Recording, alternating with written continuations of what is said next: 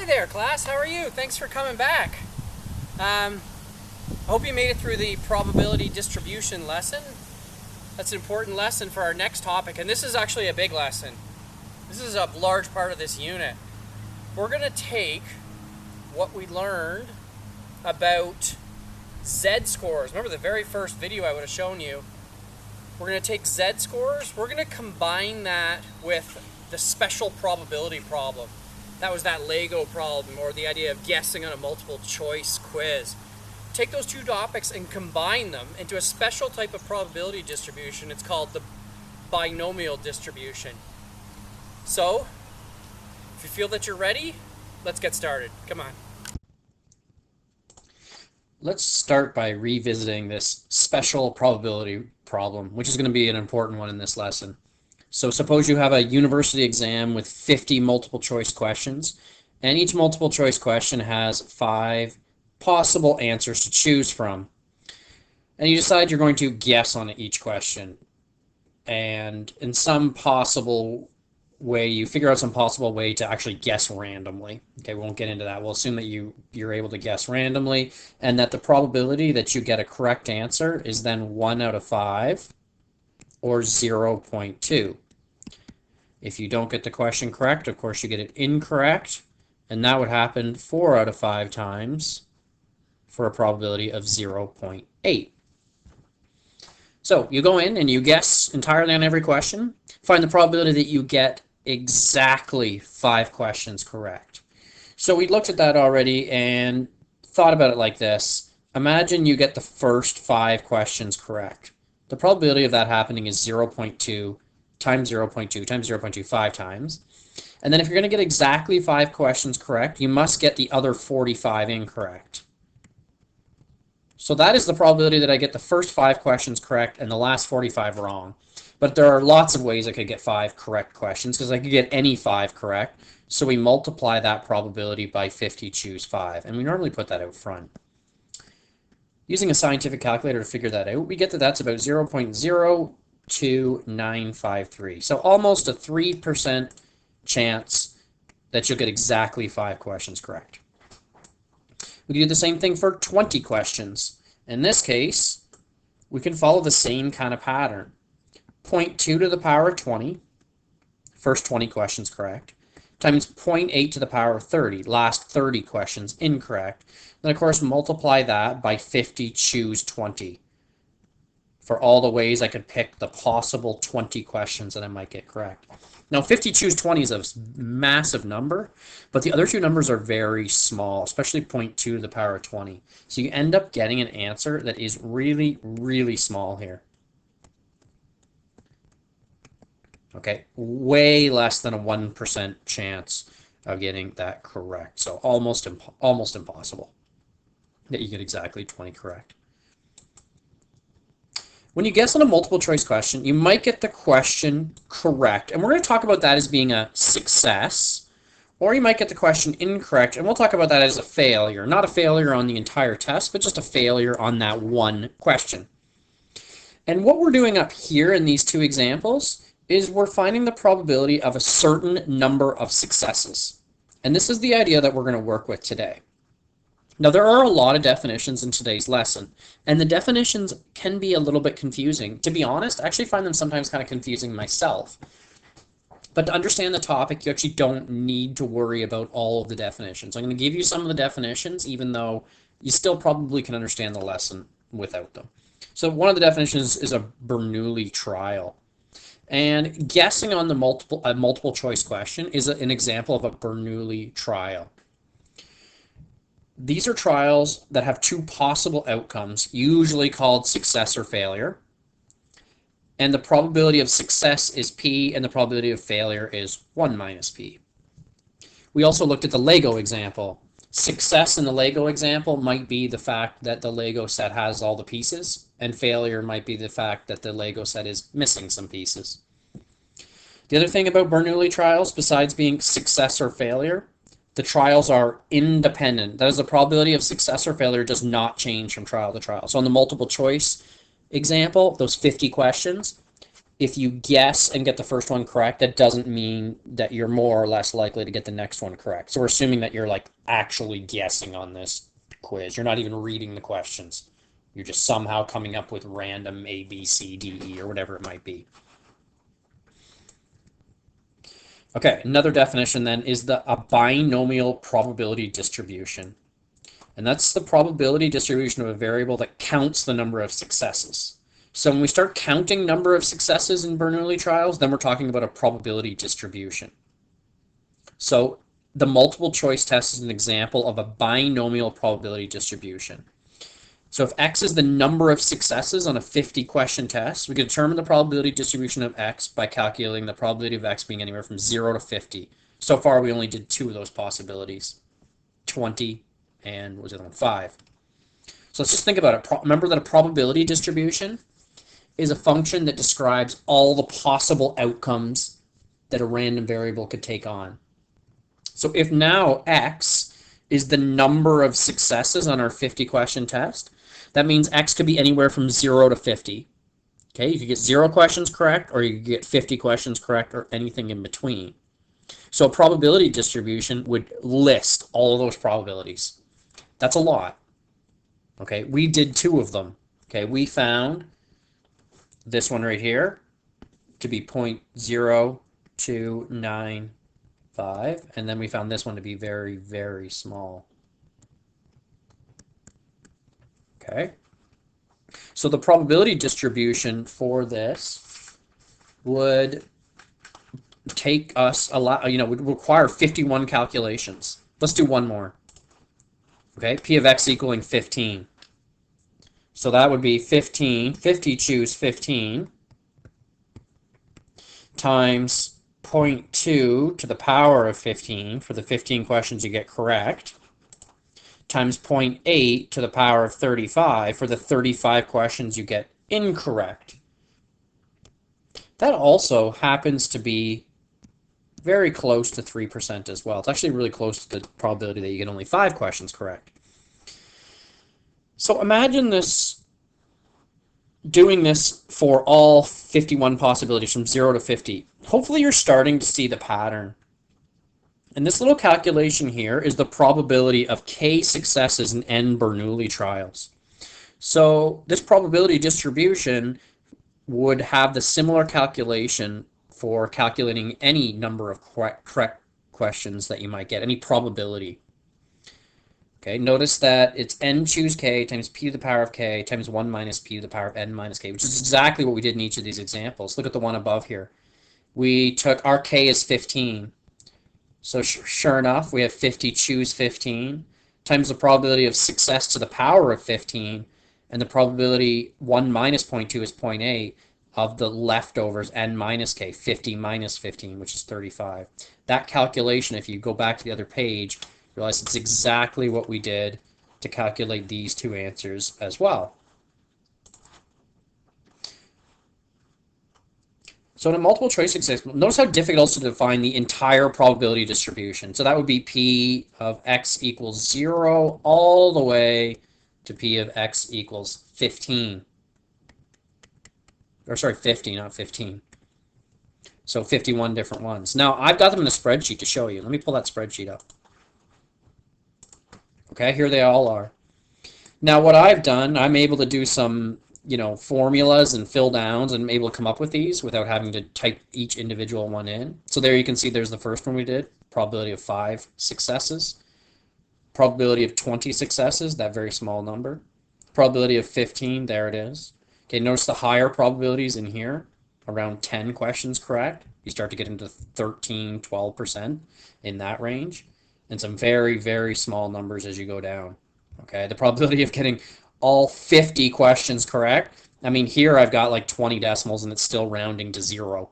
Okay, it's not 0, but it's close. Now, if I were to add all these probabilities up, which I did here, notice I get 1. That's because that's all of the possibilities, and this is a probability distribution, and when we sum probability distributions up, when we add them up, we always get 1 because they represent all the possibilities. If you guess on the multiple choice quest, you either get 0 correct, 1 correct, or all the way to 50 correct. One of those things has to happen, and so I checked that to make sure I got 1. One way of looking at a probability distribution like this is looking at the graph, and here it is right here. I've included it in your handout as well. So let's just take a look at that. Okay. So like I said, we did 5 questions correct, and there it is right there. Okay, we ended up getting about 3% or so. Okay, sorry, 5 is actually up here at about 3%. And we did 15, and we also got about 3%. So 15 was about right there as well. And then, of course, 20 questions correct down here. Notice how small that is. Notice past 20, we don't even see bars anymore because the probabilities are so small. Hey, look at that probability distribution. What's that look like? Looks like a normal distribution. In fact, it is very close to a normal distribution. By the way, this is the number of successes down here. Okay, or number of questions correct, which is the same thing. Successes. Okay. And this is our probability, of course, right here as a decimal.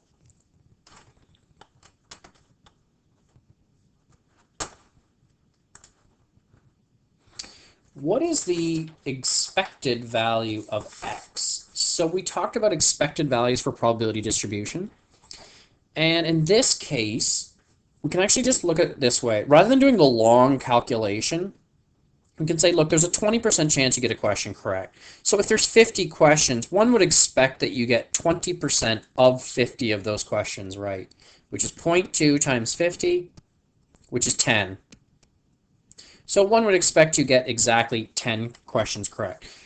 When you're dealing with binomial probability distributions, you can always do that calculation. If n is the number of Bernoulli trials, okay, in this case the number of questions, and p is the probability of success, then the expected value will always just be n times p. So that's exactly what I did here. My expected value is equal to 50 times my probability of 0.2. I said, if you guess on 50 multiple choice questions, compare the expected number of questions correct with the probability that you get exactly that number correct. Those are two different things. So the expected number is 10. What does that mean? Well, that means that on average, one would expect to get 10 questions correct if they guessed. Imagine thousands and thousands and thousands of university students guessing on this multiple choice test. If we averaged out their marks, we'd expect to see that 10 out of 50 is the average. That's different than the probability that you get exactly 10 correct. The probability that you get exactly 10 correct is equal to 50 choose 10 times 0.2 to the power of 10 times 0.8 to the power of 40. That works out to be very close to 14%. So there's only a 14% chance that you would get exactly 10 questions correct, but it's still the expected number. Now think about that for a second and realize that if we look at the probabilities, 10 questions has the highest probability. It's the most likely event to happen, but it's still more likely that you would get more or less than 10 questions correct just by chance. I kind of look at it this way sometimes. I use sports. Suppose the Tampa Bay Lightning have a 30% chance of winning the Stanley Cup.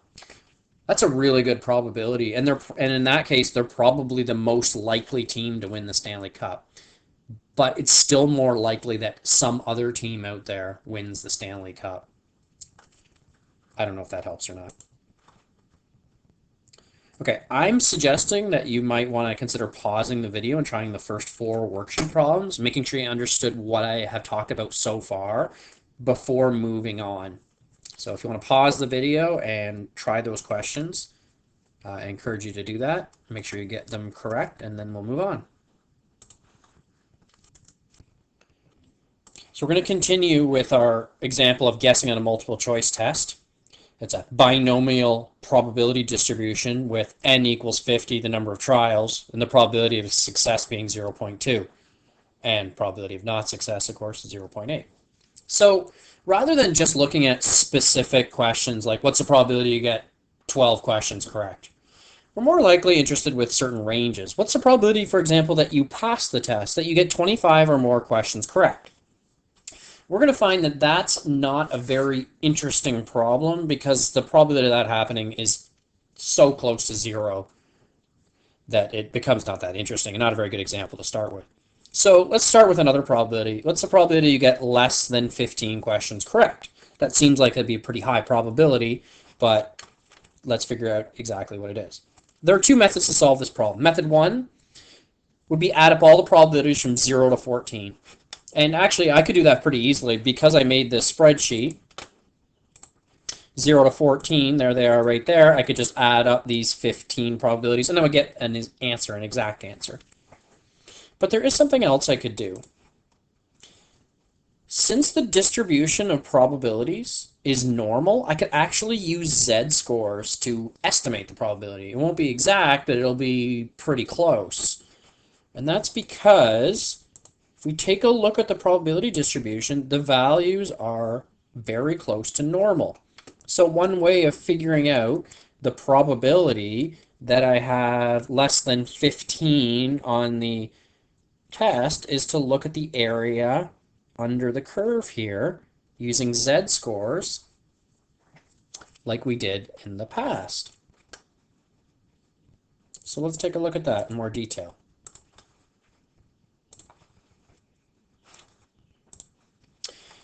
We call this a normal approximation of a binomial distribution. I realize that doesn't roll off the tongue too easily, but you're using the idea that the binomial probability distribution, in this case, the probabilities of getting a certain number of questions correct, you're using the fact that that resembles a normal curve and using z-scores to work with it. Now, when we do z-scores, we expect that a variable is represented by a normal distribution and we have a mean or an average and have a standard deviation.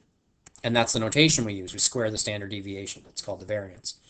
So in this example, we need a mean and we need a standard deviation. Well, the mean isn't hard to see.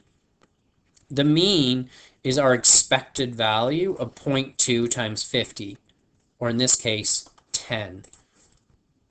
If everyone were to do this experiment of guessing on the multiple choice test, we expect the average score to be 10. So that's our mean. How about our standard deviation? Well, you can use this formula for the standard deviation. You don't actually need to understand how this formula works. It's beyond this course, but you can use it. So the standard deviation in this example will be the square root of n times p, 50, times 0.2, times 1 minus p, which is 0.8. Now notice we already figured out 50 times 0.2. It's right here to give us 10. That ends up giving you the square root of 8, which is approximately 2.83. Okay. Now I'm going to add x bar will always be equal to np. Okay, the mean will always be n times p, and the standard deviation will always be that calculation with the square root. So basically, if x is the number of questions correct, or the number of successes, it's normally distributed with a mean of 10 and a standard deviation of 2.83. Just think about what that means for a second. Those numbers should sort of make sense, even though you don't know how we got the 2.83. That means that if we imagine, say, thousands and thousands of students doing this experiment, maybe a university lecture hall full of students guessing on a 50-choice or 50-question multiple choice test. So they all guess on it. Their average score would be 10, and the standard deviation would be 2.83, which means about 2/3 of the class would have scores between 10 plus 2.83, 12.83, and 7.17. Okay, plus or minus 1 standard deviation from the mean would cover about 68% of the class. So now we can answer some questions. What's the probability you get less than 15? Okay. There's one other trick here, and I know that this is a little confusing. Okay, we have a z-score that we need to calculate. However, when we use z-scores assume that our data is continuous, not discrete. In this example, our data is discrete. You can get 15 questions correct, or you can get 14 questions correct, but you can't get 14 and a half questions correct. So In z-scores, it's continuous data, so they assume that there's decimal possibilities. Just like when you did the z-score example with the mass of a golden retriever, the weight of a golden retriever. They can weigh, 46.3 pounds or 46.4 pounds. It's not 46 and 47. So what we actually do is we look at the probability. If x is going to be less than 15, anything less than or equal to 14.5. Because we need to consider the fact that 14.4 and 14.3 would all round to 14. And anything above 14.5 would round to 15, and we wouldn't include it. So that's what we're interested here in this example. So our z-score is 14.5, take away 10, divided by 2.83. If you figure that out, you will actually get 1.59. So this probability is equal to the probability of a z-score being less than or equal to 1.59. Basically, we're saying, look, less than 15 questions means any z-score or any of 1.59. So anything that is 1.59 standard deviations above the mean. So if we look at a z-score table, which I've got here for you too, 1.59, so 1.5, I go all the way to 1.59 is right here, 0.9941.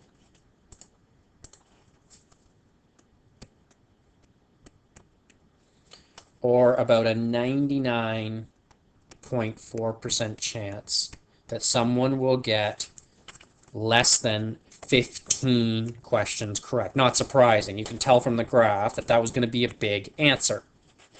Okay. Now the rounding part, I know that's a little confusing. I wanted less than 15. So what I did here to get less than 15 is I said, okay, well, 14.5. Anything less than 14.5 would round to 14. And so I include those values. I know that that part can be a little bit difficult to understand.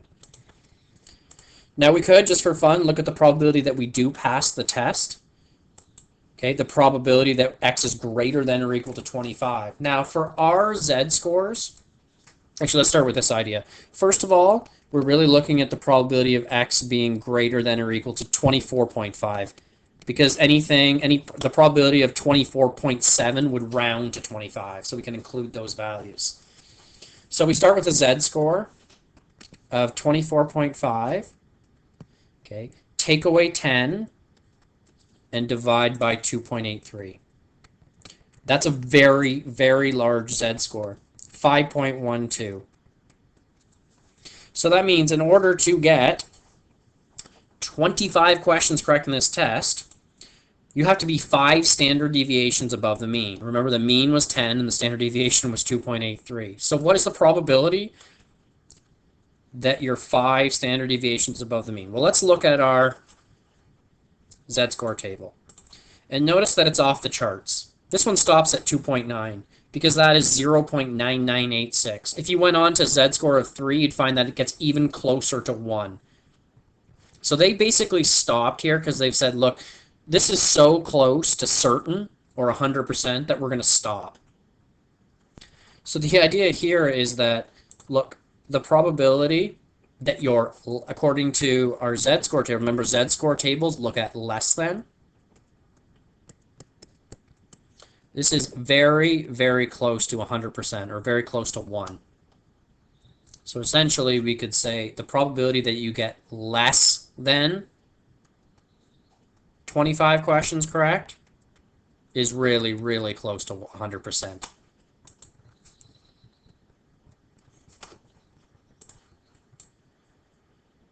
Okay, so the probability that you're less than or equal to 25 is about 1. So the probability that you pass the test is like 0. So close to 0.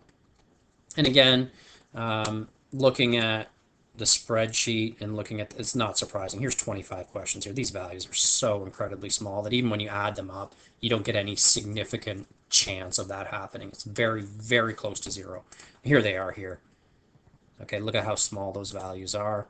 Okay, so in our Z-score table even, it's just off the charts. Not the greatest example to look at for now. Let's move on to another one.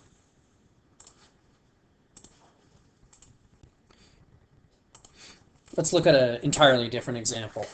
So most years, Tim Hortons does a contest called Roll Up the Rim. You've probably heard of that. You buy a coffee, you check under the rim to see if you win. So they claim the probability of winning a prize is 1 out of 6. Suppose a local Tim Hortons coffee shop sells 150 coffees in the morning. So this is another example of a binomial probability distribution where we could talk about success being winning a prize and failure being not winning. In that case, N is 150 trials, the probability of success being 1 out of 6, and the probability of failure being 5 out of 6. So you could think of it as the probability distribution. There are 0 to 150 possible successes. No one might win, or one person might win, or 2 people might win, or all 150 coffees might win. And we can look at the various possible outcomes here. First of all, we'll start with how many winning cups would you expect them to sell? Well,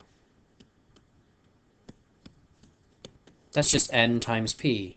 Or in this case, 150 times 1/6, or 25. You'd expect there to be 25 winning cups. That's like the average.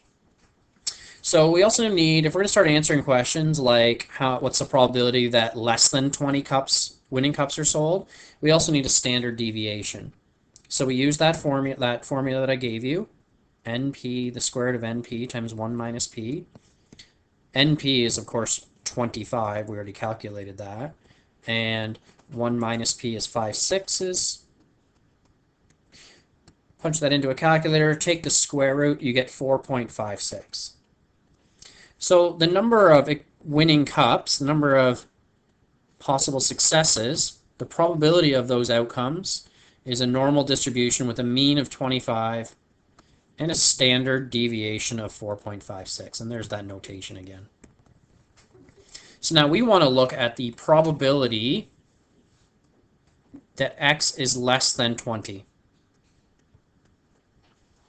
So what we need to do is we need to realize that that's actually the same as finding the probability of there being less than or equal to 19.5 cups that are winning.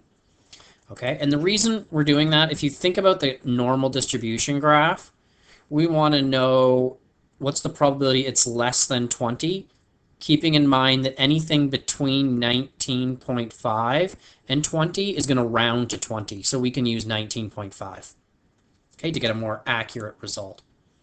So we do a z-score. Our z-score is 19.5 minus 25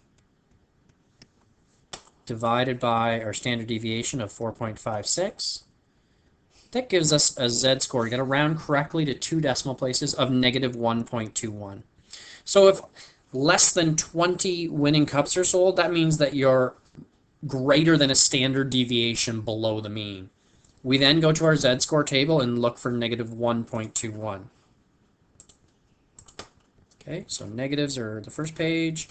-1.21 is right there, -1.21, so 0.1131. So the probability of a z-score being less than or equal to -1.21 is equal to 0.1131. And there's our answer, about 11.31% chance that you would have 20 or less than 20 winning cups. And we did that by looking up the probability that you'd have less than or equal to 19.5 winning cups.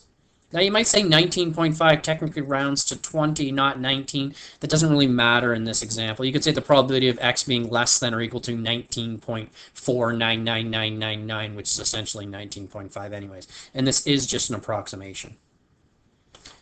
Okay, so the store would know that, hey, the probability that less than 20 winning cups are sold is about 11.3%. How about the probability that there are more than 34 winning cups sold? So the probability that we take on a value greater than 34.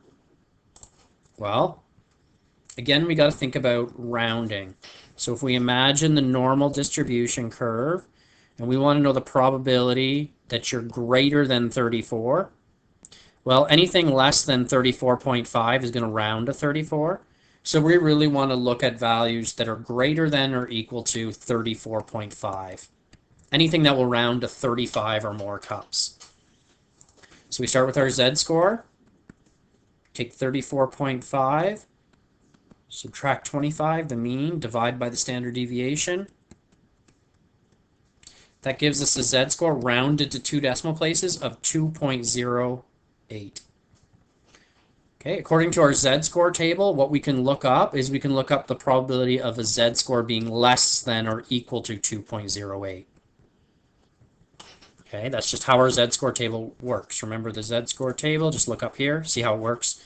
There it is right there. It's always the area less than a certain amount. So 2.08 be on the second page. 2.0, okay, 2.00, 1, 2, 3, 4, 5, 6, 7, 8. There it is right there. 0.9812.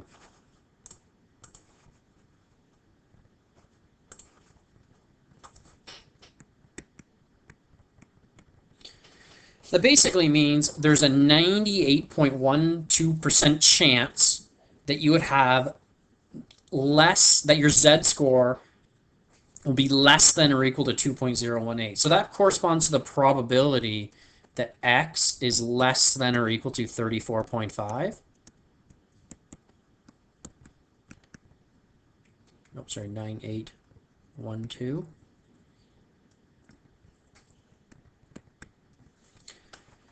So the probability that it's greater than 34.5 would be 1 minus that amount, which gives you 0.0188, or about a 1.88% chance that you would have 34, more than 34 winning cups. So just to summarize that again, right here we actually calculated the probability that there be less than 34.5 winning cups. So there's 98% of the time there'd be 34.5 or less winning cups. So the rest of the time there'd be 35 or more, okay, which is that 1 minus 0.9812 amount for 1.88%. So you have to do the complement here, the 1 subtract, because the Z-score table always gives you less than. It doesn't give you greater than because it knows you can calculate that if you want to know that.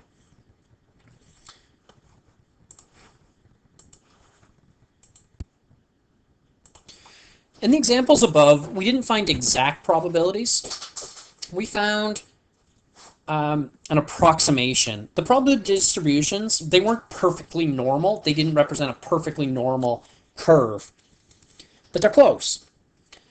This next two equations here are like a test to see if something, a binomial probability distribution, to see if it's going to be close enough to normal or not.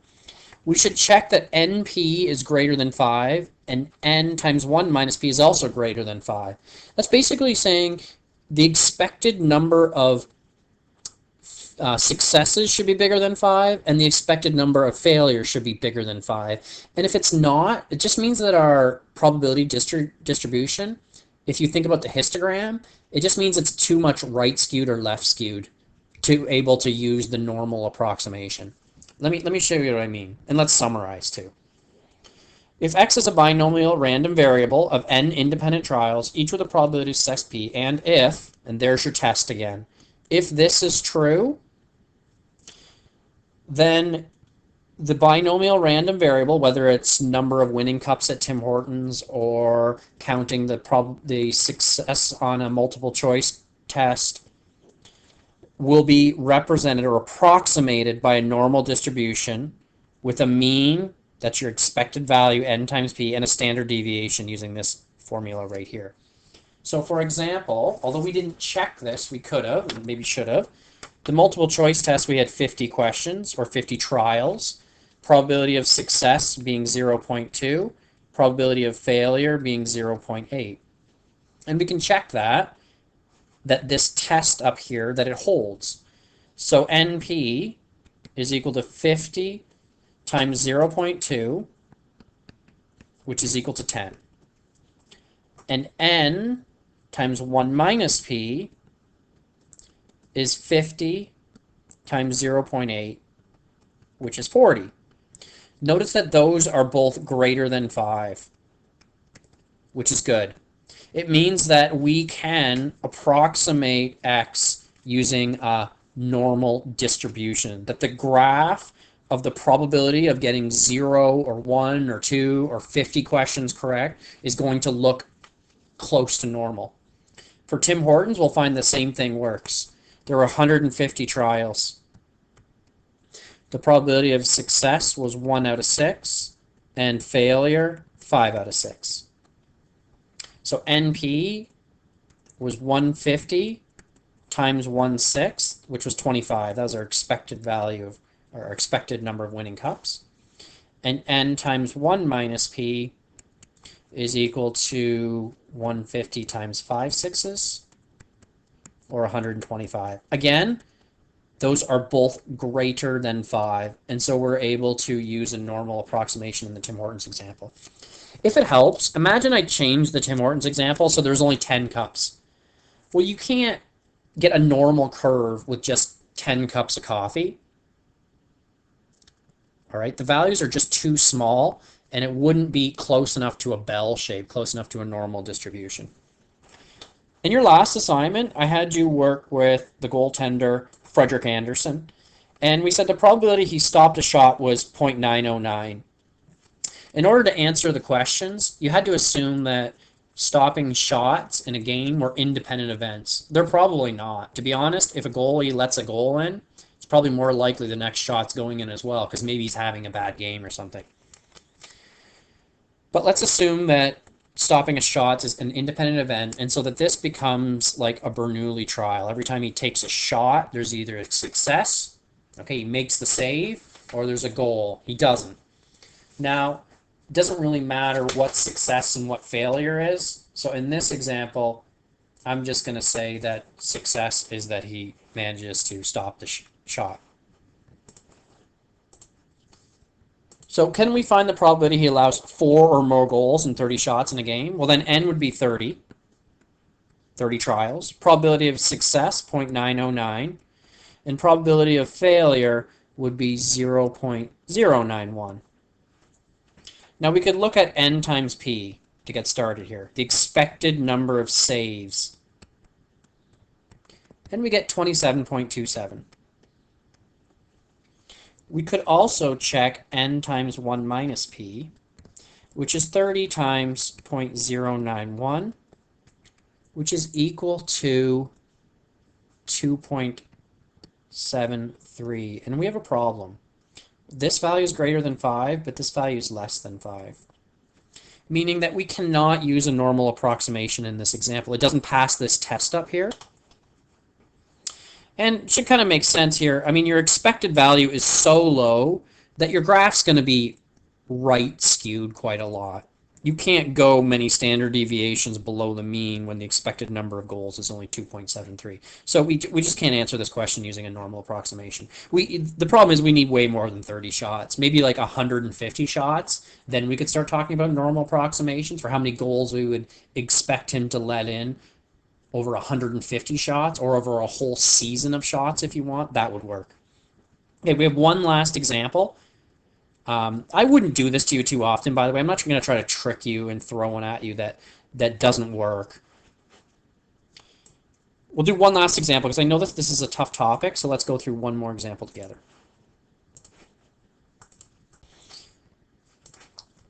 We're going to deal with an aircraft and 260 seats on a sold-out flight. Now, just because a seat is sold on a flight doesn't necessarily mean the person uses the seat. They may miss their flight because they're late, or it could be that a company bought the plane ticket and then no longer needed it. So the probability the person with the ticket will not show up for the flight is 4%. So we could think of each ticket or each seat on the flight being like a Bernoulli trial. Either someone shows up or they don't. So there's 260 trials, n equals 260. The probability of success, we'll say, is 0.04. So we'll say the person not showing up is success, and them showing up for their seat is failure. It doesn't matter which way you do it. Okay. If we're concerned about empty seats, which we are in these questions, then it probably makes more sense to use success as being an empty seat. Our expected number of seats that are empty is n times p, which is 10.4. Okay, I get that from taking 260 and multiplying by 0.04.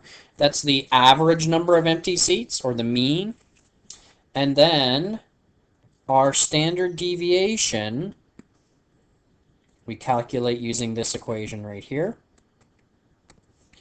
which is the square root of 10.4 times 0.96.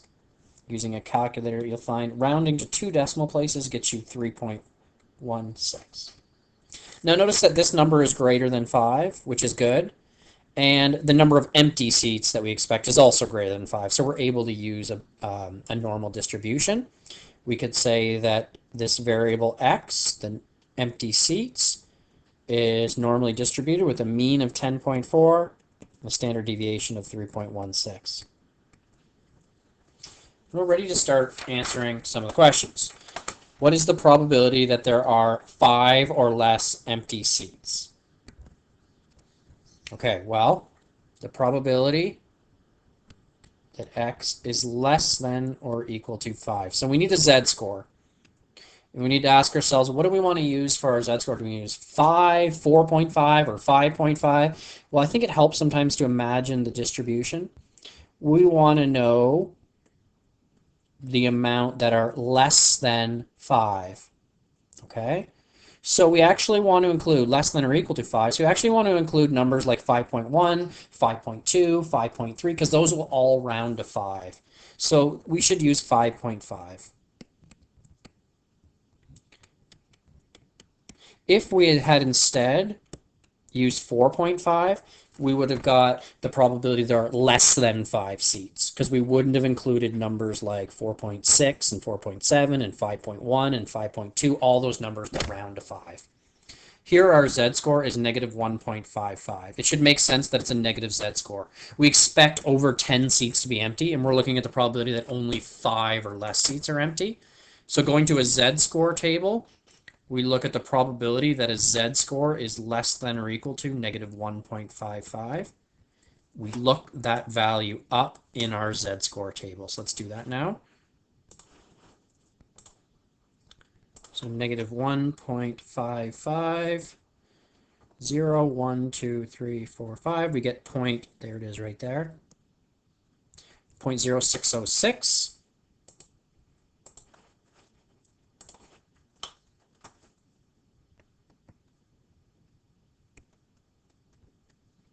Which gives us a final answer of 6.06%. So there's only a 6.06% chance that 5 or less seats will be empty. Another way of looking at it is there's almost a 94% chance there will be greater than 5 empty seats. Airlines like to know that kind of thing because guess what they do? If the flight's sold out, they sell more seats than there are on the plane because they know the chances of everyone showing up is so small. And then if they run into that problem of everyone showing up, they tend to offer people a lot of money to give up their seat. I've actually had that happen to me before.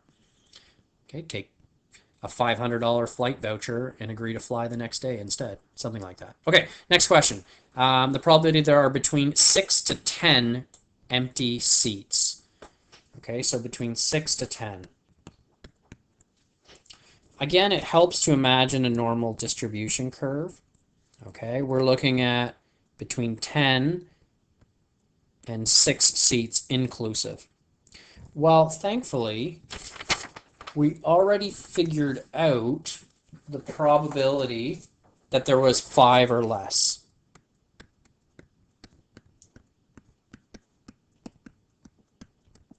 Now we need to look at the probability that there's less than or equal to 10. So the probability that we have less than or equal to 10. For that, we use a z-score of using 10.5, not 10. Why 10.5? Well, again, we want to include numbers like 10.4, 10.3, 10.2, all those values that would round to 10. If we use 9.5 instead of 10.5, we'd be excluding 9.6, 9.7, 10.1, all those values that round to 10. Okay, here we get a very small z-score. You can only, with our z-score table, it can only work to the nearest 100, so I can round at 2 decimal places. Using my z-score table, the probability of a z-score being less than or equal to 0.03, if you look that up, you'll get 0.512. Okay, if you want to see that, I'll just quickly show you that as well. Okay, the second page of our z-score table. So 0.03, there it is right there, 0.5120.